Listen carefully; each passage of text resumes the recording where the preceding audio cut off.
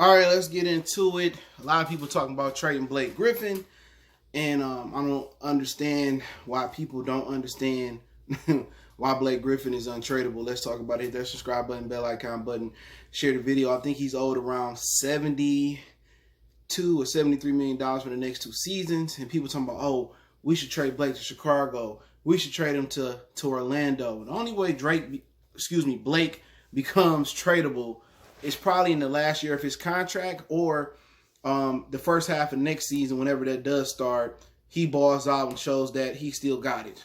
All right, but let's talk about trading Blake. Appreciate everybody for checking in. Hit the subscribe button, bell icon button, share the video. You guys didn't like what you got for Andre Drummond. This is what you get, when you trade people beyond their expiration date. Had they traded Andre Drummond and Blake Griffin, we could say last season, because this season ain't even over with, at the trade deadline, you would have got something for it. You would have been 1 year ahead in the rebuild phase. See, nobody wants Blake Griffin. Why would Golden State or Orlando or Chicago, like Bleacher Report, want Blake Griffin? You don't know where the knee is at. He came into the league with knee injuries. He got knee injuries again. He's changed his game. He's never been a part of a winning team. Right now, the best case scenario of getting rid of Blake Griffin is an amnesty, okay? When the CBA was up last time and they negotiated a new deal, each team got an opportunity to amnesty one contract off the books, all right? So an amnesty would mean you can get rid of Blake Griffin, pay him his salary, and it doesn't count against the cap, and he can go tag team along on another team. Now, Blake Griffin going to come out and say, well, I want to be part of a championship team. I don't want to be in Detroit. No, he's not going to say that publicly because that gives the Pistons bad publicity. But in his heart, he's 31 years old, and can Blake play another 5 to 7 years? Probably not on that knee. No matter how much he changed his game to be more of a facilitator, more versatile, a better shooter, everybody don't play forever. Everybody has their injuries, and they have their day where they have to retire. Some guys play for 10, 15, 20 years, Junior Seau. Some people more like Gale Sayers and play for a short amount of time. That's just the nature of the beast, and that's why you should always put your bread up if you anybody, especially a professional athlete, because rainy days do come, and one day you got to say goodbye. But for people trying putting Blake in these different trade scenarios, why would I trade for Blake Griffin unless I know he's going to be the Blake Griffin 2 years ago who made all third team, NBA. And then again, you're not going to get a lot back for Blake Griffin. Blake Griffin is more of a value to you than trading him. You trade him, you're lucky to get a second-round pick back. And you're going to get a contract that's worse than his. Blake Griffin, Chandler Parsons got 2 of the worst contracts going right now. All that money for 2 guys who can't play, a full season. They can't play 40 minutes a night. Them days over with for Blake. Playing 42, 38 minutes a night. He's going to be a 30-minute per night player from now on while he's nursing that knee. But trading Blake Griffin is just, it doesn't make sense when you can amnesty him. Well, we don't want to get something back for Blake. If you only got 2 second-round picks back for Andre Drummond, what do you think you're going to get for Blake Griffin, a guy who got injury history? Andre Drummond was a guy who could rebound, who durable, who athletic, young, don't have an injury history. So, you got 2 second-round picks. So, for people saying, oh, let's trade Blake Griffin, your best case scenario is amnestying him or playing out his contract and buying him out in his last year of his deal like they did Reggie Jackson. So, to me, it really doesn't hurt the Pistons to keep him because you're not looking, you still got $40 million in cap, but you're not looking to be a contender right now. Everybody want to do a rush job. You can't do a rush job in NBA. If you want longevity, you want a bigger window, you build it through the draft. The going to work Pistons, they had a smaller window because a lot of their players was older. Chauncey was a vet. Rip was a vet. Ben was a vet. Tayshaun had played 4 years at Kentucky. Rasheed was a vet.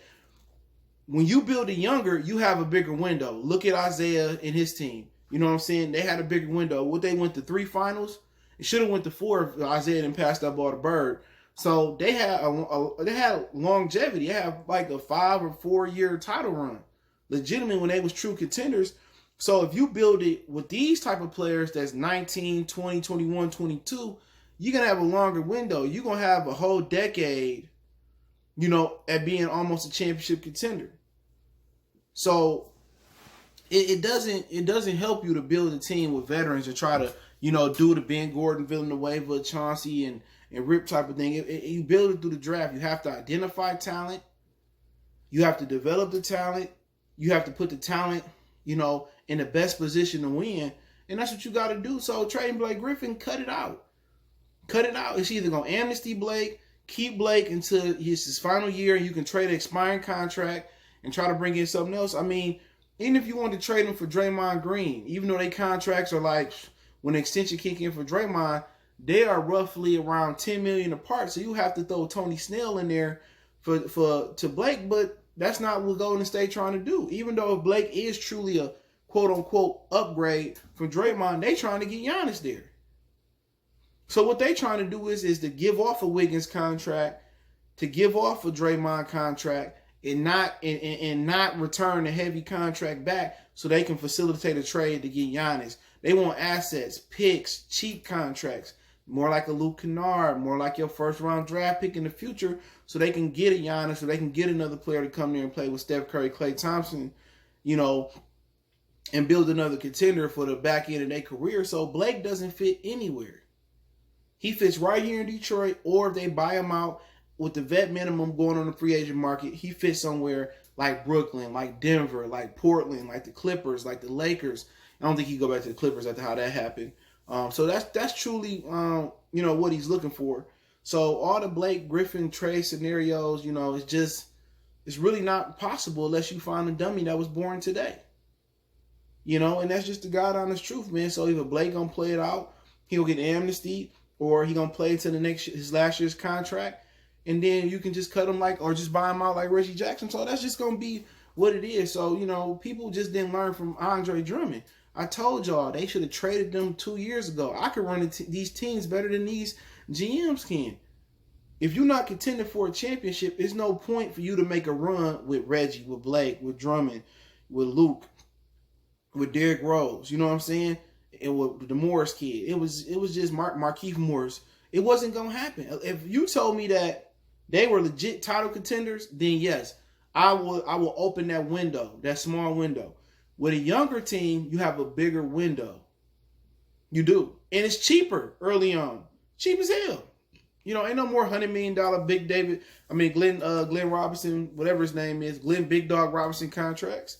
These dudes got slotted contracts, so having a young team, it gets you, get a chance for you to have some flexibility. You can add an Ingram, you can add a Kuzma, you can add, if you can get Anthony Davis, we know we're not going to be able to get him, but you can add some of those guys around these young guys, and you can go over the cap when it's time to pay them and go into the luxury tax, and that makes sense if you win in basketball games. See, Philly don't care if they went over the luxury tax. They wanted to bring Jimmy Butler and Tobias Harris back because they was putting a winner on the court, and he was making that money back in Philly. He was filling, whatever the majority owner is, he's filling the stadium out. So when you win, you don't mind going into the luxury tax because you're making that money through jersey sales, through apparel, through ticket sales, through everything. So you build it young. So really, Blake Griffin is not going to get you nothing back. Why would I trade you Aaron Gordon? Why would I trade you Zach LaVine? Why would I trade you Wendell Carter? Why would I trade you Lauri Markkanen? You know what I'm saying? Why would I trade you anything? And why would I trade to get Draymond Green to Golden State to hurt us a little bit longer? What the Pistons did with Jeff Bowers and Van Gundy, they set this franchise back many, many years by trading Blake Griffin. And they opened it up for Doc Rivers and the Clippers to be championship contenders right now going into the rebuff NBA season. So we made that happen. So if the Clippers get a championship ring, that really don't count in my opinion this year, they need to send Van Gundy, Tom Gores, and Jeff Bowers rings as well. So Blake Griffin is pretty much trading him is impossible. Like I said before, unless you find somebody that was born today. So happy Father's Day to everybody out there. Appreciate everybody for checking in. I appreciate the love, support. Keep sharing the videos. It's the best way to help out the channel. Try to keep the content coming as much as I can. Don't forget me on Facebook, Instagram, Twitter. You can reach out if you got business, question, inquiry, sponsorship, video requests. Keep sharing the videos. Want to make a donation to the channel, Cash App, PayPal, description. Best way to make a donation is share the video. But let me know what you guys think. You agree with me on basically only option to get rid of Blake is playing the contract out or waiting until he gets to the last year and buying him out like Reggie, or hoping that the new CBA later this year allows an amnesty. But hey, I appreciate the love, support. One time for the one time. Don't forget to hit that subscribe button, bell icon button, share the video. Don't forget to check out my other channel, my main channel, Goodfellas Sports TV, right here on YouTube. That's Goodfellas Sports TV. One time for the one time we gone.